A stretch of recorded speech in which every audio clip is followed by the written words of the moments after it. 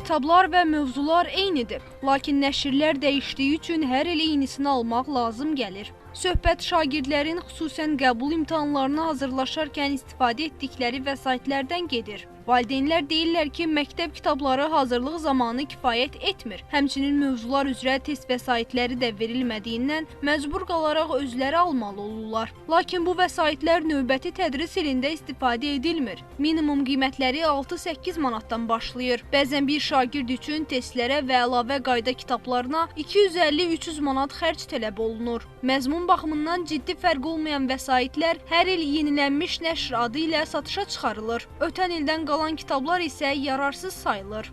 Ardası olmasa 50 manat ingilisinə gedirdi, 45 manat riyaziyyətə gedirdi. 2022-ci ildə hazırlaşan, olmasa evdə deyim də ardasa hər kitabı bir dəfə istifadə edədiyimizə görə evdə arası bir 50-60-a yaxın kitab var. Özümdən kiçik bacım da var, onu da verəmirəm istifadə etsin. Çünki tamamilə dəyişilib. Kitab dəyişilib, içində 5 sual dəyişilib. Müəllimlər də ki, o kitabla tələb edir. Uşağı köhnə kitab 5 suala görə bir də əlavə vəsait verib, pul verib onu alırsan. İlbəil dəyişilir. Sözünüz bilirsiniz ki, qabaqlar bir proqram olurdu. İndi isə əsasən bu humanitar təhsillər dəyişilir. Bəli. Sonradan yeni vəsait çıxdı 2023. Əlbəttə ki, aldıq. İçində fərqli yenilik var idi. Çox da belə gözlə görünən bir fərq yox idi, amma var idi, yəni fərqliliklər. 7-8 manat aralığında dəyişirdi.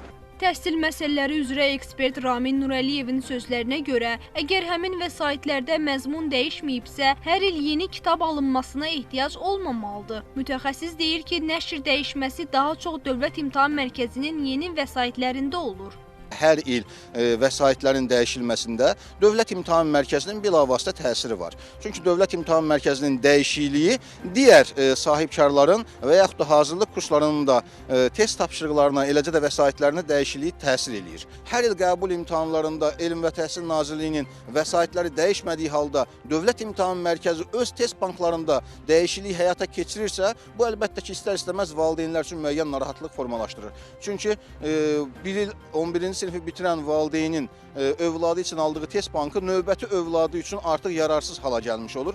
Məsələ ilə bağlı Dövlət İmtahan Mərkəzinə sorğu ünvanladıq. Qurumun sektor müdiri Xanlar Xanlarzadə bildirdi ki, Dövlət İmtahan Mərkəzinin digər vəsaitlərin məzmunu ilə bağlı yoxlama aparmaq səlahiyyəti yoxdur. Buraxılış və qəbul imtahanlarının modelində yeniliklər olduğu zaman fənlər üzrə test toplularında müvafiq dəyişikliklər edilir. Dövlət İmtahan Mərkəzi hər il fənlər üzrə yeni test topluları nəşr eləmir. Bu proses bir neçə ildən bir həyata keçirilir. Bu zaman toplulara Dövlət İmtahan Mərkəzi tərəfindən əvvəlki illərdə və müxtəlif təyinatlı imtahanlarda istifadə olunmuş test tapşırıqları da daxil edilir. Əvvəlki illərdəki nəşr